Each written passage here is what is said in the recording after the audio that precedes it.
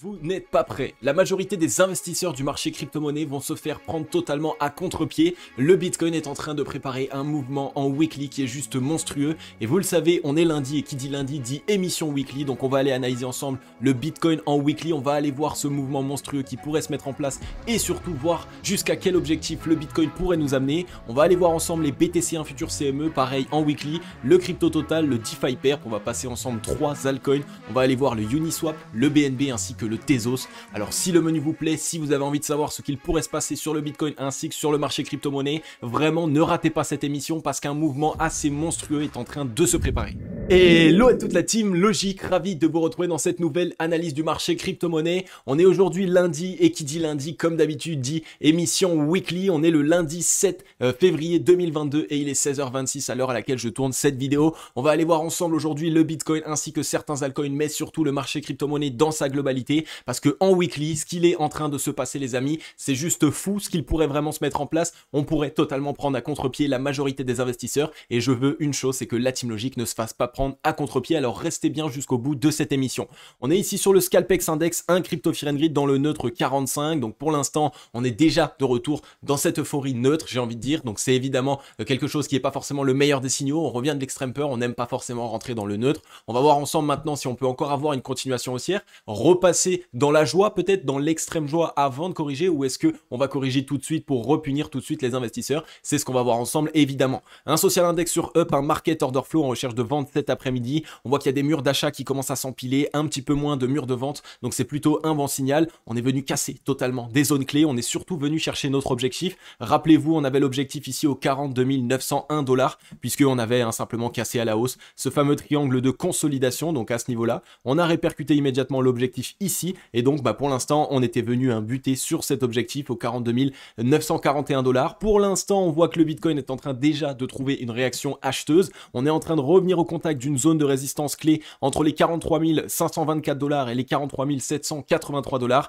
Cette zone, je vous en avais parlé, je vous avais dit qu'on risquait ici de toute façon d'aller chercher non loin des 45 000 $ pour aller liquider ici toutes les positions short qui ont pu s'initier. Donc c'est exactement ce que le Bitcoin est en train de faire, il est en train de charger son mouvement, il est en train de partir vraiment à l'assaut. Il y a deux choses évidentes que la smart money essaye de faire sur ce mouvement. Premièrement, aller totalement liquider les shorts parce que des positions short, il y en a eu qui se sont positionnées et on va passer ensemble les liquidations. Et surtout, deuxièmement, on fait en sorte de ne laisser personne monter dans le bateau. On va faire un mouvement très furtif, ça va être très rapide pour faire en sorte que personne n'y croit et donc créer de la désillusion. Donc on va aller voir tout ça ensemble, restez bien dans cette émission parce qu'on va aller voir ça tout de suite. La team Logique, juste avant d'entamer cette émission, vous le savez maintenant, j'ai mis en place un groupe Telegram totalement gratuit de la team Logique qui s'appelle le x2 Challenge Cryptologique. Dans ce groupe Telegram, je vous partage des micro-formations, je vous partage des cas concrets, je vous partage des signaux de trading, je vous mets en avant des actifs qui sont dans de belles dispositions. Bref, je suis totalement à vos côtés en 2022 pour essayer de surfer sur du marché crypto-monnaie. Pour l'instant, en même pas 2 semaines, on est déjà à 57% de hausse, donc plus de la moitié du x2 Challenge, puisque le x2 Challenge, c'est simplement réaliser 100% de hausse. Donc rejoignez l'expérience très rapidement les amis, c'est totalement gratuit. Le lien est en description, il est aussi en commentaire épinglé. On est plus de 600 et je vous délivre un maximum d'informations pour faire en sorte que cette année 2022 soit votre année sur le marché crypto-monnaie.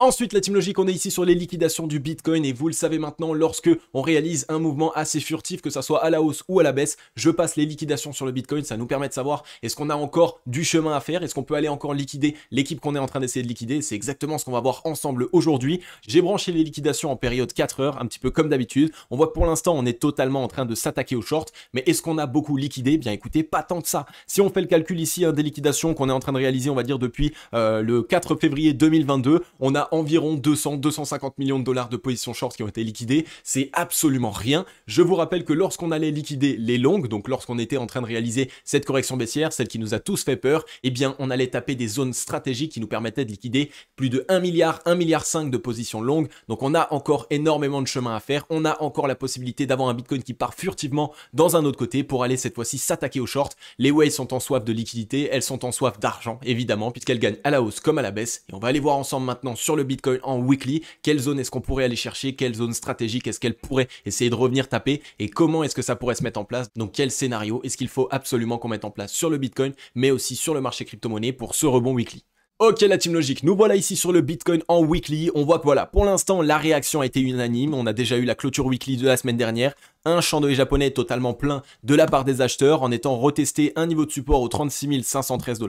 Bref, le chandelier japonais parfait en weekly pour pouvoir avoir un beau rebond. Par la même occasion, on a mis en place la disposition de chandelier japonais que je vous avais présenté la semaine dernière. La disposition de chandelier japonais ici est une étoile du matin. En weekly, une étoile du matin, c'est un très très bon signal pour trouver un rebond. Ça montre que les acheteurs sont bien présents, donc il y a bien de la force pour les acheteurs et surtout, ça permet de récupérer une tendance qui était initialement baissière, donc de totalement retourner la tendance initiale. Donc c'est vraiment un très très bon signal en weekly. Donc là, de toute façon, on est en train de l'interpréter. Les acheteurs sont vraiment en train de voir que cette étoile du matin est une très très belle action pour les acheteurs. Donc on est en train d'appliquer totalement cette figure. On voit qu'on a un premier niveau de résistance au 0,382 de Fibonacci qui serait ici au 46 694 $. Mais au vu de la manière dont on commence, dont on entame cette semaine, de la manière bien haussière, on pourrait très largement avoir un chandelier japonais qui dépasse ici les 0,382 qui sont au 46 964 $. Et donc de cette manière, ma target actuellement, et vous le savez la Team Logic, je ne suis absolument pas extrêmement euphorique, je ne suis absolument pas ici à essayer de vendre du rêve ou quoi que ce soit. Vous pouvez regarder dans toutes les émissions, dans mes 7 vidéos par semaine que je réalise toutes les semaines, je ne suis absolument pas un vendeur de rêve qui va vous dire que le Bitcoin est to the moon, mais actuellement, au vu chartistement parlant de la disposition dans laquelle nous nous mettons en weekly, j'ai ici ma target aux 55 000 $ sur les 0,618 de Fibonacci. Alors pourquoi? Simplement parce que vous le savez, on vient ici d'une correction. Donc lorsqu'on vient d'entamer une certaine correction, les 0,786 jusqu'au 0,618, c'est ce qu'on appelle une zone de rechargement vendeuse en weekly. Donc attention, il va y avoir pas mal de vendeurs qui vont arriver ici dans cette zone. Et là, ici, on a un retournement haussier qui est en train de se mettre en place. On n'a quasiment aucun volume et surtout, on a affaibli les vendeurs en weekly. Donc ça montre qu'avec très peu de force, on peut très largement revenir chercher ces 55 000 $ avant seulement de se faire rejeter. Donc en weekly, on empilerait ici une première semaine, peut-être une deuxième semaine, à la limite une troisième semaine avec une mèche qui se fait revendre et après seulement on pourrait commencer à essayer de se faire rejeter et à essayer d'être essoufflé. Donc un très très très bon signal. Là aussi, j'en ai parlé dans le x2 challenge, on est toujours dans cette disposition haussière en weekly. On est dans ce gros double creux ascendant ici qui est en train de s'initier puisqu'on a créé ici un deuxième bottom qui est sur la zone des 35 977 $, qui est plus haut évidemment que le précédent bottom qui lui était au 31 605 $. Donc en weekly, on a toujours cette disposition haussière, on a un très très gros double creux ascendant et vu qu'on est en tendance haussière en weekly, on peut le voir directement ici, on est en tendance haussière, et bien un double creux ascendant qui se met en place de cette manière, c'est une figure de continuation de tendance, donc de continuation haussière qui pourrait vraiment ici en 2022 nous permettre d'empiler les semaines haussières. Attention les amis, évidemment vous le savez, on va pas partir pendant 8 semaines, 10 semaines à la hausse consécutive, mais on a ici la possibilité d'empiler les semaines et en plus on le voit dans le passé lorsqu'on avait ici créé cette peur et que la smart money avait permis ici de réaliser un rebond, on avait empilé 1, 2, 3, 4, 5, on avait empilé 5 semaines de hausse et presque même jusqu'à 8 si on compte pas ici cette toupie. Donc on a encore largement la place de pouvoir essayer d'initier quelque chose et là encore je ne vous tire pas ça de mon chapeau, vous le savez les amis, sur le MACD, donc l'indicateur qui nous permet de mesurer la force qu'il y a sur le Bitcoin en weekly, on est dans un double creux ascendant qui est juste énorme. Alors pour le valider, il va falloir casser évidemment la zone de neutralité, mais dès lors qu'on aura cassé la zone de neutralité, on risque d'avoir une accélération haussière sur le Bitcoin et donc là vraiment la possibilité d'empiler certaines semaines. Pourquoi est-ce qu'on aurait un mouvement vraiment furtif? Quel serait le but pour les Waves? Pourquoi est-ce qu'elle ferait un mouvement vraiment haussier ici d'un coup sans vraiment prévenir tout le monde? Comme je vous l'ai expliqué en début de vidéo, premièrement on liquide les shorts, donc on fait en sorte de prendre tout le monde à contre-pied et boum on vient chercher des zones qui sont stratégiques. On a ici cette zone des 52 514 $, ensuite on aurait ici cette zone des 60 240 $ et après on a évidemment ici au-dessus de l'ancien top aux 70 390 $. Donc toutes ces zones sont des zones dans lesquelles les shorts ont positionné ce qu'on appelle des stop loss, donc pour faire fermer leur position au cas où leur scénario se passait mal, et donc à ce moment là ça permet aux Waves d'aller totalement liquider ces shorts, baisser la pression vendeuse, pouvoir permettre au Bitcoin de partir avec encore moins de force acheteuse, et donc elles ont tout ce qu'elles veulent puisqu'elles viennent de créer une correction, elles ont racheté du Bitcoin pas cher et elles le font repartir à la hausse. C'est tout le temps sur ces cycles là que fonctionnent les Waves, ça se passe toujours de la même manière sur le Bitcoin, donc c'est ce qu'on voit ensemble depuis pas mal de semaines. N'hésitez pas la Team Logic, si vous kiffez les émissions au quotidien, à mettre un gros like et un gros commentaire, vraiment faites-moi brûler les likes et les commentaires les amis, en ce moment vous êtes bouillants, ça fait vraiment super plaisir.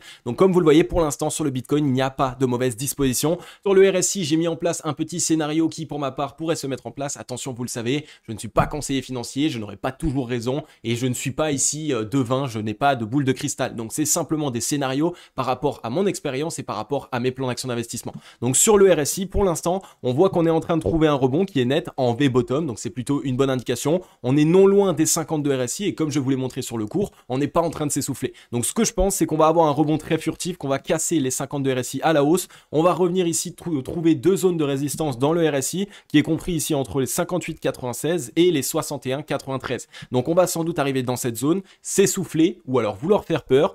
On corrige, on revient tester les 50, même si on veut faire peur, on peut même passer sous les 50, revenir tester ce niveau de support au 48,06 et après trouver un rebond pour essayer d'initier un double creux ascendant. Donc ça permettrait d'avoir un rebond extrêmement furtif, on va punir tous les shorts et on permet à personne de monter dans le train. Et évidemment, lorsque tout le monde va voir le Bitcoin partir à la hausse, ils vont essayer d'acheter à nouveau et là, boum, on fait corriger, les gens ont acheté le top et une fois de plus, qu'est-ce qu'on fait? On crée de la peur. Donc il y a tout ce qu'il faut ici dans ce scénario pour vraiment essayer de se mettre en place, surveiller bien le Bitcoin qui pourrait nous permettre de réaliser une belle performance. Si on regarde maintenant en weekly sur le ruban de moyenne mobile, évidemment, on était venu faire une frayeur à l'EMA 89. Vous le savez, c'est ma dernière zone, c'est la dernière zone que je regarde avant de passer bear et on l'a totalement sauvé et on est en train d'entamer le ruban de moyenne mobile. Donc la moyenne mobile 21 période est ici au 47 211 $. Si on clôture au-dessus, alors on a 80% de probabilité de revenir chercher cette zone de rechargement vendeuse. Donc gardez bien tout ça en tête les amis, mettez le Bitcoin dans votre watchlist. Bravo à tous les membres de la Team Logic qui êtes déjà dans le train. N'hésitez pas à me le dire dans les commentaires si vous êtes dans le train, si vous êtes en train de réaliser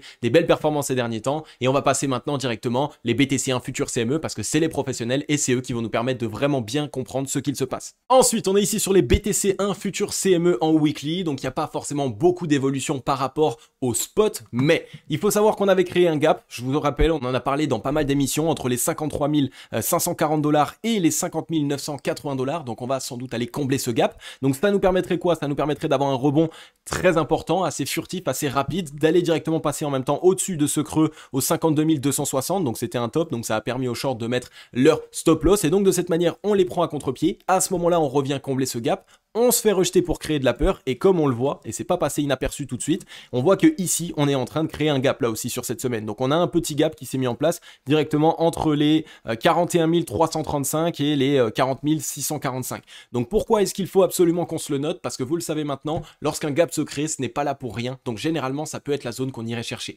Donc là pareil, ce gap on le garde en tête, ça nous permettrait d'aller combler le gap à la hausse, se faire rejeter, on vient créer de la peur en allant rechercher les 40 290, même peut-être laisser traîner une mèche et après seulement on repart. Donc à voir comment est-ce que ça va se passer, à voir si c'est de cette manière que ça se passerait, mais on a largement la possibilité de mettre ça en place. Ça nous permettrait tout, ça permettrait en plus de ça aux acheteurs de ne pas totalement se cramer, donc de ne pas dépenser toute leur force et malheureusement par la suite se faire rejeter, et ça permettrait par la même occasion d'aller lever un peu cette pression vendeuse. Si on regarde maintenant sur le MACD, c'est la même chose, double creux ascendant, hein. Maintenant vous le voyez ici, il est directement en train de se matérialiser, donc il y a vraiment là une grosse possibilité, surtout que c'est du weekly, donc c'est vraiment ici la possibilité de partir déjà rechercher notre ATH en clôture aux 65 000 $ quasiment, et de pourquoi pas par la suite avoir cette continuation haussière, donc de permettre évidemment au Bitcoin de pouvoir enfin aller chercher les zones stratégiques qu'on attendait, 75, 80 000, peut-être plus, on verra ensemble de toute façon tout au long de cette année. Ensuite, on est ici sur le Crypto Total, qui lui aussi évidemment s'était mis en place dans cette disposition de chandelier japonais d'étoiles du matin. Je vous en avais parlé, hein, c'est une très très belle disposition de chandelier japonais, surtout en weekly. Et donc on est en train de totalement essayer de prendre à revers le fameux canal descendant, le bull flag dans lequel on était ici depuis le 15 novembre 2021. Donc on est en train de vouloir le casser. Si on assiste avec du volume, ça pourrait être une très très belle cassure. Et donc évidemment maintenant vous le savez, on pourrait avoir ici une très belle cassure, revenir chercher pourquoi pas les 2500 milliards. Comme ça tout le monde se dit ok c'est le moment, on achète. Et là on revient corriger, on revient tester ce niveau en tant que support aux 2000 milliards, puisque c'est la zone psychologique, la zone des 2000 milliards hein, qu'on est en train de travailler actuellement. Donc si on clôture au-dessus, de toute façon, il y aura un retest, on reviendra tester cette zone de support. Donc dans tous les cas, les amis, on aura ici une belle zone, hein, j'ai envie de dire, d'achat pour pas mal d'actifs. On aura sans doute une certaine correction, donc prenez bien ça en compte, mettez-le dans votre plan d'action d'investissement. Mais en tout cas, c'est plutôt un bon signal. Là, on pourrait avoir aussi une très très belle reprise de la part du marché crypto-monnaie dans sa globalité. Sur le MACD, attention ici, sur le Crypto Total, donc qui inclut le Bitcoin, mais aussi tous les altcoins du marché crypto-monnaie, on n'a pas encore de très gros double bottom qui se met en place. Donc là, ce qui pourrait se passer, ce serait d'abord une relance, ensuite on se fait rejeter, on reteste la demande et là, on essaye d'initier un double creux ascendant. Donc attention sur le Crypto Total, ça pourrait nous montrer quoi? Et c'est ce que je répète depuis un certain temps maintenant, ça pourrait nous montrer que le Bitcoin, dans un premier temps, réaliserait les meilleures performances. Donc la Bitcoin dominance qui reprendrait son souffle, j'ai envie de dire, donc un Bitcoin qui a de nouveau tous les regards tournés vers lui, et seulement par la suite, les altcoins qui essayent de rattraper. Donc attention, mais surveillez bien là aussi, il y a peut-être plus de profits à réaliser sur le Bitcoin dans un premier temps. Ensuite, on est ici sur le DeFi Perp, donc vous le connaissez maintenant, le DeFi Perp, c'est mon indicateur qui nous permet de savoir lorsque le secteur de la DeFi dans sa globalité est dans de belles dispositions et pourrait avoir une belle relance, ou lorsqu'évidemment il est en train de corriger, donc il vaut mieux le laisser de côté et ne pas investir dans la DeFi. Et bien là, on est plutôt sur une très très belle disposition, pareil, double creux ascendant qui est en train de s'initier, on est dans un range, on est revenu tester une zone de support, donc vraiment tout ce qu'il faut, on a mis en place cette étoile du matin, donc on pourrait avoir une très très belle reprise de la part du secteur de la DeFi, on est ici en weekly, on a eu un volume vendeur totalement décroissant sur la correction qu'on a connue. Donc là, pareil, ça a montré que les vendeurs se sont essoufflés. Si on regarde sur le MACD, là, on a pareil le très très gros double creux ascendant. Donc le secteur de la DeFi en 2022, je vous en parle depuis quelques semaines, peut-être même quelques mois maintenant, mais le secteur de la DeFi en 2022, je pense réellement qu'il pourrait faire parler de lui encore plus. Donc à surveiller un maximum. Si on regarde sur le ruban de moyenne mobile, on voit qu'il est assez haut, donc on pourrait revenir à son contact avant légèrement d'être rejeté. Donc là, pareil, secteur de la DeFi à surveiller. Si on regarde maintenant sur le RSI nous indique lui plutôt une divergence baissière, donc on attend d'avoir une belle reprise et des doubles creux ascendants qui s'initient, mais là pareil, pour ma part, 2022 secteur de la DeFi, je vais vraiment essayer de m'y exposer un petit peu plus, parce que là aussi vous le savez, le secteur de la DeFi offre tellement d'outils qui peuvent aider n'importe qui sur cette planète, c'est juste monstrueux.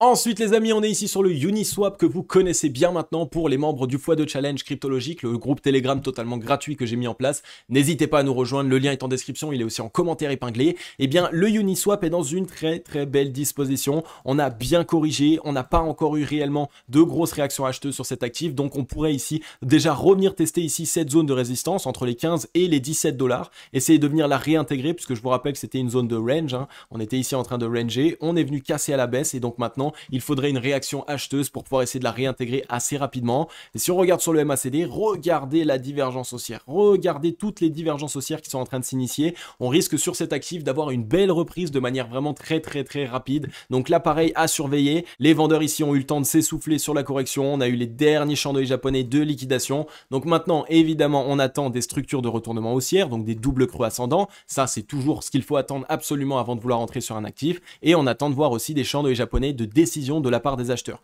En plus de ça, on voit qu'on est revenu tester une zone de support au 9,36 $ qui était très long-termiste, donc généralement c'est ce qu'il se passe là aussi, on fait en sorte qu'un actif soit totalement délaissé, tout le monde croit que c'est la fin de cet actif qui va retourner à zéro, et finalement c'est à ce moment-là qu'on le fait partir de l'autre côté, donc là pareil, on a vraiment de quoi surveiller cet actif, et on est toujours ici hein, sur un double creux ascendant qui pourrait s'initier. Je vous rappelle que les actifs se construisent de cette manière, on a une consolidation, on explose, on a une consolidation, on explose. Donc Uniswap à mettre dans votre watchlist là aussi en 2022, je pense qu'il n'a pas fini de faire parler de lui. Ensuite, on est ici sur le BNB en weekly. Le BNB, je sais que c'est un actif qui est suivi par énormément de monde. Et là, on est dans une belle disposition par la même occasion. On voit que j'ai matérialisé ici ce canal ascendant. Donc, on est en train d'évoluer à l'intérieur. On vient tester la borne basse. C'est bien exactement ce qu'on est venu faire. On est revenu tester la borne basse. Et pour l'instant, on a une belle réaction acheteuse. On a une étoile du matin qui est en train de se mettre en place là aussi. Donc, on pourrait avoir une belle reprise sur cet actif. On voit que la borne haute est assez haute. Hein, si jamais on venait à avoir une reprise de cette manière. On a ici une borne haute environ aux 790 $. Donc, ça nous permettrait déjà de repasser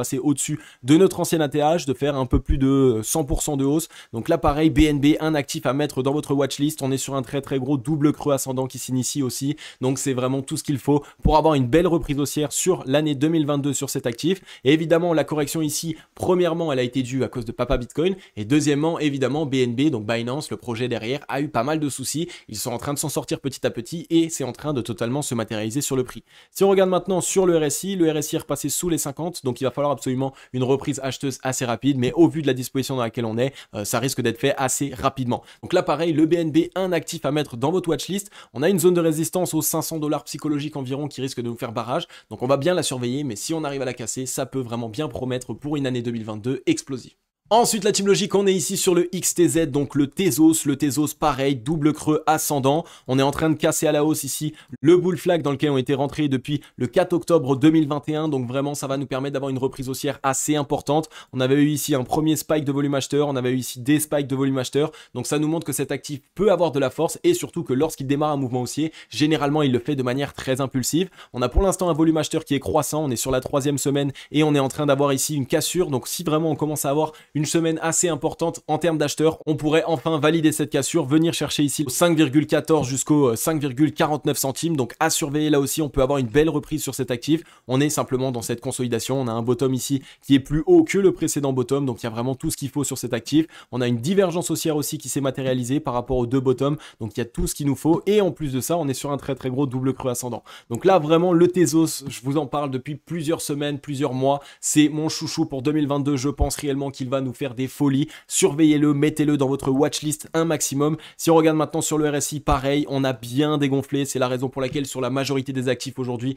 on a vraiment bien dégonflé. Le but était de dégoûter tous les investisseurs et comme ça par la suite on part de l'autre côté et de manière encore plus impulsive. Donc surveillez bien ces prochains jours et ces prochaines semaines. Les altcoins que je vous ai passés sont dans de très belles dispositions. Mais n'oubliez pas une chose aussi, c'est qu'on reste totalement Bitcoin dépendant. Donc Papa Bitcoin, apprenez à analyser Papa Bitcoin, restez derrière Papa Bitcoin. C'est lui qui va nous permettre de valider cette reprise ou non.